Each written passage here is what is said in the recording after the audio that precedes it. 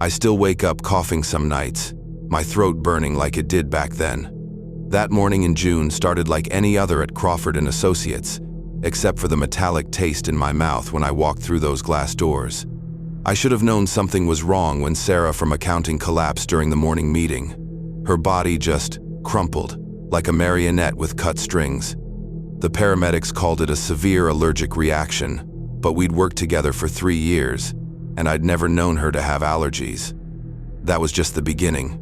Looking back, all the signs were there.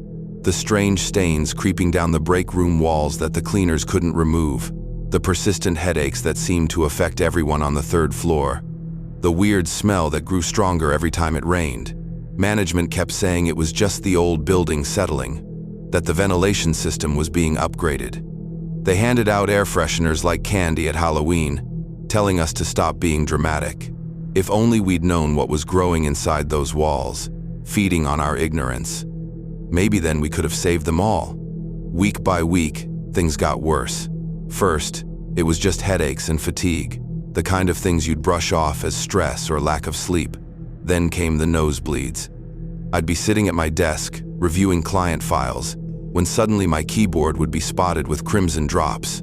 I wasn't the only one. In our department alone, 3 people started carrying packets of tissues everywhere they went. The carpet near the conference room developed this peculiar dark patch that seemed to grow larger every day. When Mike from IT pointed it out to facilities, they just threw a potted plant over it. But the plant died within a week, its leaves turning black and shriveling up like burnt paper. The cleaning staff quit one by one, each of them complaining about respiratory problems. Their replacements never lasted more than a few days. Our HR manager, Linda, started documenting everything after her doctor couldn't explain her chronic migraines. She kept a detailed log of every incident, every complaint. "Something's not right here," she'd whisper during coffee breaks, her hands shaking as she showed me photos of strange growths behind the filing cabinets. By August, we couldn't ignore it anymore. The walls had developed a pulse, a subtle ripple that you could only see if you stared long enough. The air felt thick, like breathing through wet cotton. James from legal developed these bizarre rashes that looked like crop circles on his skin. When he finally quit, half his department followed. I started bringing a small air quality monitor to work, the kind you can buy on Amazon. The readings were off the charts, but when I showed them to our regional manager, he laughed it off. "These consumer gadgets aren't reliable," he said, but I caught him popping antihistamines like they were breath mints. Then came the day we found Jenny unconscious in the supply closet. Her face was covered in some kind of gray-green residue that seemed to move when you looked at it directly. The paramedics wore hazmat suits this time, but still, management insisted everything was fine. They sent out a memo about food safety and proper ventilation, as if we were the problem. But we all saw how they kept their office doors closed, their windows open, even in the pouring rain. September brought the first death. Tom, our security guard for 15 years, suffered what they called a severe respiratory event during his night shift. The official story was that he had underlying conditions, but I'd seen him run marathons just months before. The next day, they hired a specialist to inspect the building, not for our safety, but to protect themselves from liability. The specialist's face said it all. I was working late when I saw him emerge from the basement, his professional demeanor shattered. He was on the phone, words like toxic, unprecedented, and immediate evacuation, echoing through the empty hallway. But before he could file his report, management terminated his contract. That's when Linda's log disappeared. Her office was emptied overnight, her records wiped clean. They told us she'd taken an extended leave for personal reasons, but her sister called the office frantically, saying no one had heard from her in days. The police did a welfare check, but by then, the spores had already spread to her home. They found her sitting at her desk, her skin covered in a fine layer of what looked like gray powder, her computer open to an unfinished email warning us all. The truth emerged in fragments, like spores breaking through drywall. A whistleblower from the construction company revealed that during the building's renovation 5 years ago, they discovered extensive water damage but were ordered to cover it up. The walls weren't just hosting common mold. they'd become an incubator for something else, something that had evolved in the darkness. I broke into the office one weekend, desperate for proof. In the basement, behind a false wall, I found reports dating back years. Complaints, medical records, environmental surveys, all buried, all ignored. The most recent documents mentioned something about accelerated mutation and unprecedented reproductive patterns. There were photos too, showing what looked like living tissue growing through the building's infrastructure. But the most horrifying discovery wasn't the cover-up, it was the intention behind it. Hidden in the files was evidence that someone had been studying the effects, tracking our symptoms, treating us like lab rats in some twisted experiment. They knew what was happening to us. They watched us get sick, documented our suffering, and did nothing but observe. The building stands empty now, surrounded by hazard tape and warning signs. The official investigation is ongoing, but those of us who survived know the truth will never come out. Too many documents were shredded, too many hard drives wiped clean. The higher-ups who orchestrated the cover-up disappeared, their offshore accounts swollen with hush money. Sometimes I drive past at night, and I swear I can see movement through the windows, shadows that don't match the streetlights, shapes that shouldn't exist. The neighboring buildings have started showing similar symptoms. Strange stains, unexplained illnesses, the same metallic taste in the air. Last week, I received an anonymous envelope containing Linda's final notes. They included something that still haunts me. Lab results suggesting the mold wasn't just growing, it was learning, adapting, evolving. And now it's spreading, carried on the winds, in the water, in our clothes and hair. We were just the beginning. I've been coughing up black mucus lately, and there's a spot on my bathroom wall that looks suspiciously familiar. But who would believe me? After all, it's just mold, isn't it? I still remember that Friday afternoon like it was yesterday. The office was quieter than usual. Most of my coworkers had left early for the weekend. I was rushing to finish a client report before heading home myself. That's when I got the email. Urgent. Update required. Security protocol. The sender looked legitimate, our IT department's usual address. I was tired, distracted, thinking about my weekend plans. Without a second thought, I clicked the link and entered my credentials. That single click would haunt me for the rest of my career. The warning signs were there, looking back. The slight misspelling in the email address. The unusual urgency. The fact that our IT team never sent security updates on Friday afternoons. But I missed them all. In my 5 years as the senior data analyst at Morton & Pierce Financial, I'd handled sensitive information for countless high-profile clients.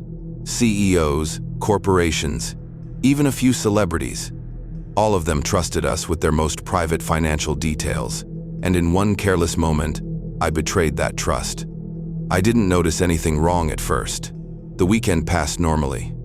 I remember laughing with my wife over dinner, playing with our dogs in the backyard, completely unaware of the disaster unfolding in the background. The hackers were already inside our systems, silently downloading gigabytes of confidential data, client portfolios, investment strategies, social security numbers, bank accounts, everything. The first sign of trouble came Monday morning. Our systems were unusually slow. Then the IT department started running around frantically. By 10 a.m., our CEO called an emergency all-hands meeting. I can still see his face as he delivered the news. We'd suffered a massive data breach. Someone had compromised an employee account. As he spoke, my blood ran cold. I checked my email from Friday, and that's when reality hit me like a truck. It wasn't just any employee account, it was mine. The next few hours were a blur of panic and guilt. Our cybersecurity team traced the breach directly to my login credentials. I had to confess, walking into the CEO's office felt like walking to my own execution. My hands were shaking so badly I could barely turn the doorknob. When I admitted what I'd done, the look of disappointment and anger on his face made me wish the ground would swallow me whole. The company's response was swift and brutal. Within hours, our clients started receiving notifications about their compromised data. The phones wouldn't stop ringing. Angry voices demanded explanations, compensation, assurances. But how do you assure someone when their most private financial information is floating around the dark web? The media caught wind of the story by evening. Our company's name was plastered across every major news outlet. "Morton and Pierce suffers catastrophic data breach," the headline screamed. I was placed on immediate administrative leave. Security escorted me out of the building. My access cards, laptop, everything surrendered. As I walked to my car, I could feel the stares of my colleagues burning holes in my back. People I'd worked with for years now looked at me like I was a criminal. In a way, I was. My carelessness had just exposed thousands of people to potential identity theft and financial fraud. That night, I couldn't sleep. Every time I closed my eyes, I saw the faces of our clients, their trust betrayed. I imagined their private information being sold to the highest bidder. The worst part? There was absolutely nothing I could do to fix it. The damage was done, irreversible, permanent. My mistake would follow these people for years, maybe decades to come. The legal notices started arriving within days, first from the company, then from clients. Class action lawsuits, individual suits, regulatory investigations, they piled up like mountains on my kitchen table. Each envelope made my heart race. Each official letterhead brought a fresh wave of nausea. My savings account, once healthy, began draining rapidly to pay for legal representation. The company's lawyers made it clear they would pursue every possible avenue for restitution. The financial damages were astronomical. Early estimates put the cost of the breach at over $50 million, between legal fees, client compensation, and regulatory fines. My personal liability insurance wouldn't even scratch the surface. I was looking at potential bankruptcy, my career in ruins, my professional reputation destroyed. Social media was merciless. Someone leaked my name, and suddenly I was the face of corporate negligence. My LinkedIn profile was flooded with hate messages. People I'd never met called me incompetent, careless, criminal. Some even threatened violence. I had to shut down all my social media accounts, change my phone number. The isolation was suffocating. The stress started affecting my health. I couldn't eat, couldn't sleep, lost 20 pounds in 3 weeks. My wife tried to be supportive, but I could see the worry in her eyes. Our savings were disappearing, our future uncertain. The dream house we'd been saving for? Gone. Our plans for starting a family? Postponed indefinitely.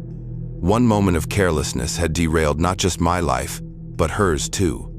The FBI cybercrime unit got involved 6 weeks after the breach. They interviewed me for hours, dissecting every detail of that fateful Friday. The phishing email that fooled me was part of a sophisticated operation targeting financial institutions. The hackers had studied our company, our procedures, even our internal communication style. They knew exactly when to strike, when people were tired, distracted, vulnerable. The investigation revealed the full scope of the breach. The hackers hadn't just stolen data. They'd embedded themselves in our systems for weeks, monitoring communications, gathering intelligence. They'd accessed files dating back 5 years, client trading patterns, investment strategies, merger and acquisition plans, all compromised. The damage wasn't just financial anymore, it was strategic. Several of our biggest clients suffered secondary breaches. The hackers used their stolen information to target their personal accounts, their businesses, even their families. One CEO lost his entire retirement portfolio. Another had her identity stolen and used to open dozens of fraudulent credit cards. Each new revelation felt like a fresh stab to my gut. These people's lives were unraveling because of me. The investigators showed me examples of how the stolen data was being used on the dark web. Seeing our clients' private information listed for sale like common merchandise made me physically ill. Complete identity packages were going for thousands of dollars. Corporate strategies were being auctioned to competitors. Every day brought new discoveries of how far the damage had spread. 10 months after the breach, the final verdict came down. The regulatory fines alone totaled $30 million. The company's stock had plummeted 60%. Dozens of employees were laid off as clients pulled their business. My termination letter arrived by certified mail. Though it was just a formality, everyone knew I'd never work in finance again. The legal settlements were devastating. My liability insurance covered a fraction of the damages. I had to sell our house, cash out my 401k, liquidate every asset we owned. Even then, I'd be paying restitution for decades. The bankruptcy judge was sympathetic but clear. There would be no easy escape from this financial nightmare. The professional consequences were equally severe. My certifications were revoked. My name was added to industry blacklists. Former colleagues avoided me like the plague, afraid that any association might taint their own careers. 2 decades of experience and reputation in the financial sector, gone in an instant. I couldn't even get an entry-level job in an unrelated field. The breach was the first thing that came up in any background check. The psychological impact was perhaps the worst. Anxiety attacks became regular occurrences. I'd wake up in cold sweats, reliving that moment of clicking the link. The guilt was crushing. Every news story about identity theft, every report of financial fraud, I wondered if it could be traced back to my mistake. The weight of responsibility for thousands of compromised lives became almost unbearable.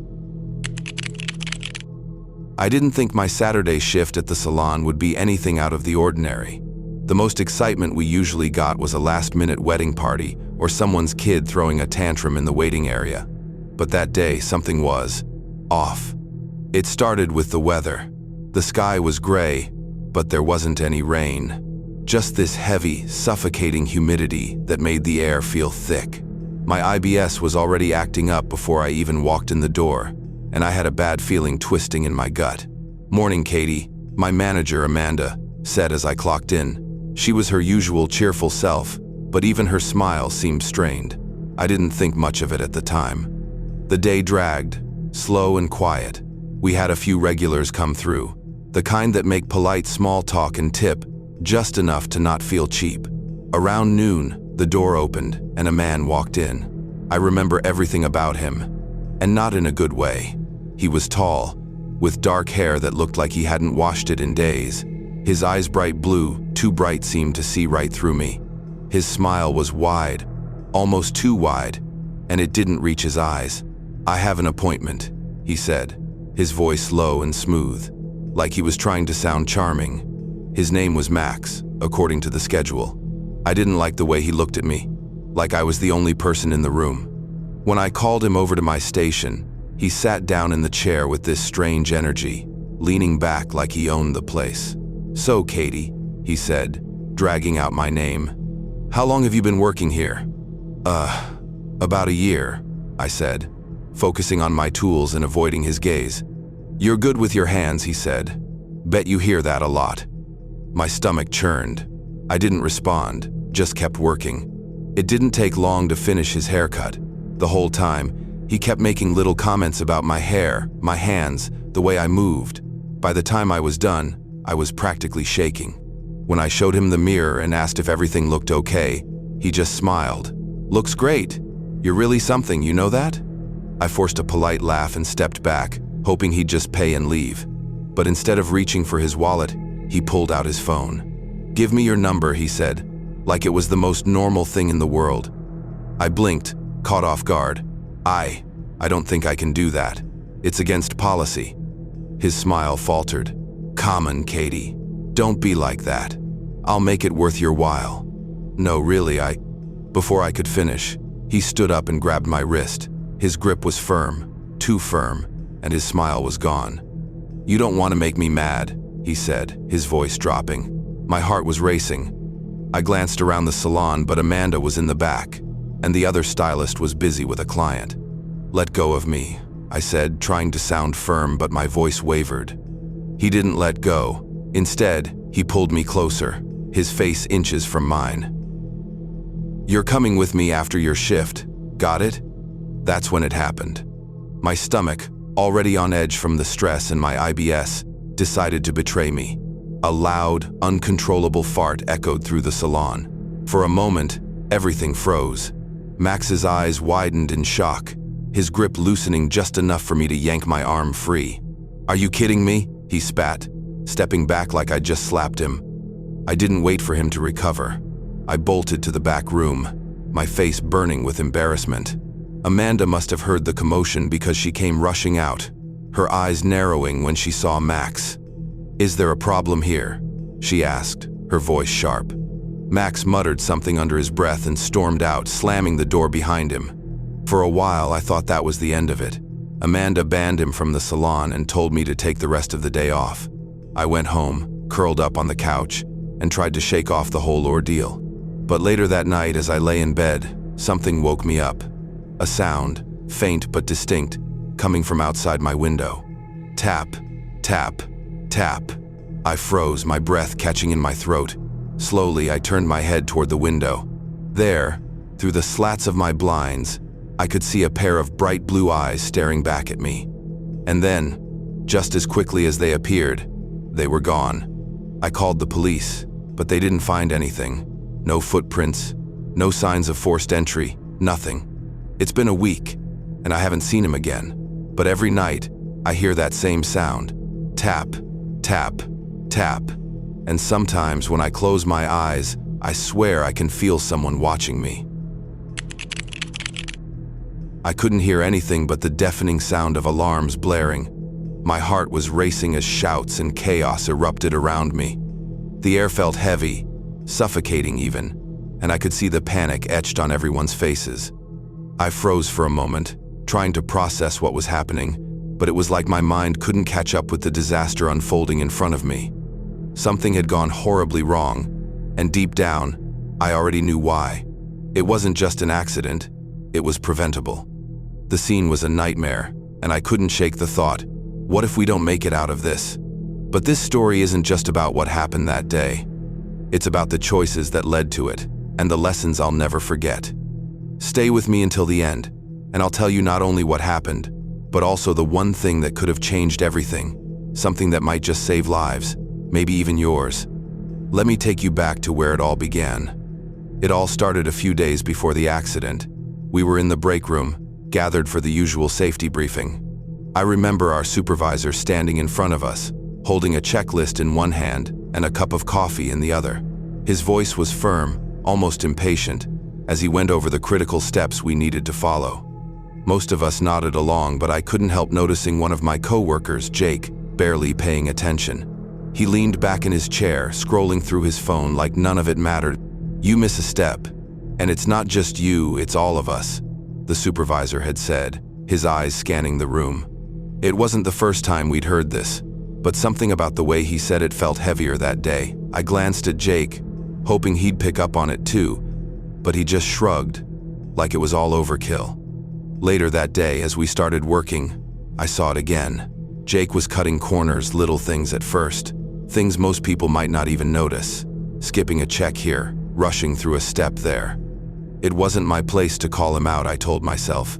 Besides, we'd been working together for a while, and nothing bad had ever happened before. I figured maybe I was overthinking it. But that nagging feeling in my gut wouldn't go away. Something about the way Jake brushed off the procedures felt wrong. I could see it on his face. He thought he knew better, like the rules didn't apply to him. Looking back now, I wish I had spoken up. I wish I had said something, anything. Because what happened next changed everything. The day of the accident started like any other. The hum of machines filled the air, and everyone was focused on their tasks. We had a tight deadline to meet, and the pressure was on. I was working a few feet away from Jake, keeping an eye on my part of the job. He seemed as confident as ever, moving quickly through his tasks, but I noticed something that made my stomach drop. Jake skipped one of the critical safety checks. It was subtle, he just brushed past it, like it didn't matter. I paused, watching him, my chest tightening with unease. Should I say something? I thought, but then I hesitated. I didn't want to seem like I was overreacting or trying to boss him around. Everyone was stressed, and the last thing I wanted was to start an argument. So I stayed silent. The uneasy feeling lingered as we continued working. I told myself it would probably be fine. After all, nothing had ever gone wrong before, right? But deep down, I knew better. Those procedures existed for a reason, and ignoring Themevin just once could be dangerous. I just didn't realize how dangerous until it was too late. It happened so fast. One moment, everything was running smoothly, and the next, all hell broke loose. A loud, sharp noise echoed across the room, followed by the sound of something breaking. My head snapped up, and I saw the look of pure panic on Jake's face. Before I could process what was happening, alarms started blaring, and chaos erupted. A machine had malfunctioned badly. Sparks flew, and the smell of burning metal filled the air. People were shouting, running in all directions, trying to figure out what to do. My heart was pounding as I tried to stay calm, but the fear was overwhelming. I felt completely helpless. I could barely hear myself think over the noise, but one thought kept racing through my mind. This could have been prevented. This wasn't supposed to happen. The scene was terrifying. One of our co-workers had been too close to the machine when it malfunctioned and got hurt. Others were scrambling to contain the situation, but the damage was already done. In that moment, all I could think about was how everything led to this. How one skipped step had put us all in danger. When the dust settled, the damage was worse than I had imagined. Our injured co-worker was rushed to the hospital, and the rest of us were left standing there, shaken and silent. The realization hit me like a ton of bricks. This could have been avoided, all of it. Jake was sitting on the floor, his head in his hands. He looked as terrified as the rest of us, but there was something else in his eyes: regret. I could see it clearly. He didn't say much, but he didn't have to. We all knew what had happened, and why. I felt a deep sense of guilt, too. I had seen the signs. I had noticed the skipped steps, the careless attitude. I could have spoken up, but I didn't. And that silence, that hesitation, cost us more than I ever thought possible. Over the next few days, I couldn't stop replaying the events in my mind. Every small decision, every ignored warning, all added up to one catastrophic moment. It was a harsh lesson, one I'll never forget. Safety isn't just about rules or checklists. It's about protecting the people around you. And sometimes, that means speaking up, even when it's uncomfortable. What happened that day changed the way I think about everything, not just work, but life in general. It taught me that small actions, or inactions, can have massive consequences. And it reminded me that we all have a responsibility, not just to ourselves, but to each other. If there's one thing I hope you take away from this story, it's this: never take shortcuts when it comes to safety. Speak up when something doesn't feel right. It might be awkward in the moment, but trust me, it's worth it. Because the cost of silence is so much higher than you can imagine. Thank you for watching. Stay safe, always.